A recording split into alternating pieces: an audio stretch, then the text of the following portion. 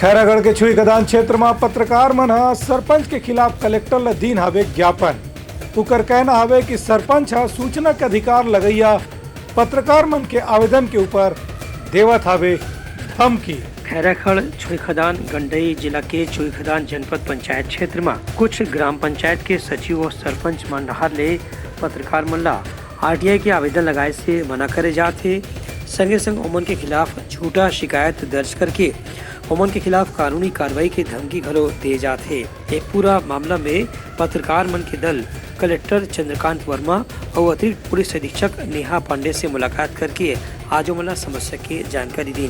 ए बेरा में कलेक्टर से पत्रकार मन मांग करी कि जौन भी पंचायत पदाधिकारी पत्रकार मन ला आरटीआई के आवेदन लगाए से मना करत है ओमन के खिलाफ कहीं न कहीं गड़बड़ी या भ्रष्टाचार की शिकायत लंबित है। एक स्थिति ओमन के खिलाफ मामला के जांच तत्काल करे जाए और दोषी प्रतिनिधि मन ला सजा भी दिलवाया जाए।